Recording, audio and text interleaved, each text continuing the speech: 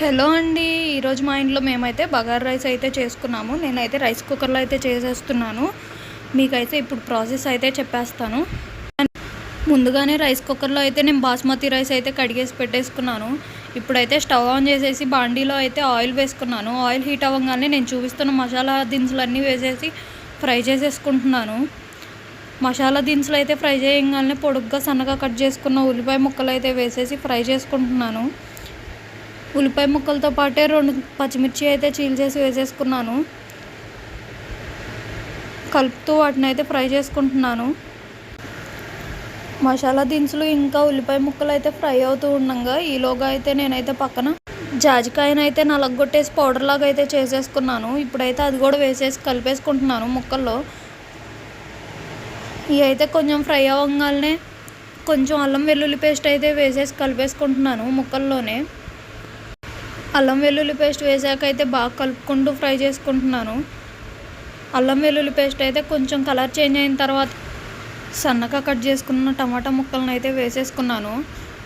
Tomato ముక్కలు వేసుకున్న తర్వాత బాగా అయితే కలుపుకుంటున్నాను. ఆ టొమాటో ముక్కల్లో ఉన్న రసం అంతా కూడా పోయి టొమాటో ముక్కలు కూడా మంచిగా ఫ్రై అయిపోవాలి. జాజికాయ వేయటం వల్ల అయితే స్మెల్ అయితే ఇప్పుడే బిర్యానీ స్మెల్ వచ్చేస్తుంది. చాలా మంచి ఫ్లేవర్ అయితే వస్తుంది. ఇప్పుడైతే నేనైతే పీసెస్ అన్నీ ఫ్రై అయిపోయినాయి. నేనైతే ఒక కట్ట కొత్తిమీర, ఒక కట్ట పుదీనాకు అయితే కట్ చేసేసి సన్నగా క్లీన్ చేసేసి పెట్టేసుకున్నాను. అవి అయితే వేసేసుకొని ఇప్పుడైతే కలిపేసుకుంటున్నాను. నేనైతే 4 కప్పులు బాస్మతి రైస్కి అయితే ఒక కట్ట కొత్తిమీర, ఒక కట్ట పుదీనాకు అయితే తీసుకున్నానండి. ఇప్పుడైతే వాటిని అయితే బాగా కలిపేసుకుంటున్నాను. ఇలా అయితే కలుపుతూ ఫ్రై చేసేసుకుంటున్నాం కదా. ఒక 5 నిమిషాలు ఇలానే కలుపుతూ ఫ్రై చేసుకుంటూ ఉంటే ఒక 5 నిమిషాల తర్వాత పుదీనాకు, కొత్తిమీర అయితే కలర్ అయితే చేంజ్ అవుతాయి.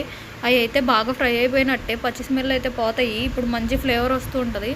ఆల్రెడీ మనం కడిగి పెట్టేసుకున్నాం కదా రైస్ కుక్కర్లో బియ్యం, వాటిల్లో అయితే ఇప్పుడు ఈ మనం చేసుకున్న గ్రేవీ మొత్తం అయితే వేసేసి కలిపేసుకోవాలి.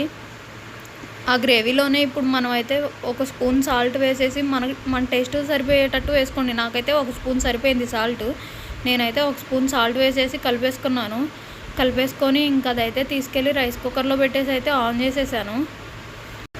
అది ఉడికేటప్పుడు అయితే మధ్యలో ఒకసారి అయితే కలుపుకోవాలి. నాకైతే పూర్తిగా ఉడికిపోయిందండి. ఉడికాక తీసాను వీడియో. చాలా ఈజీగా బగారా రైస్ అయితే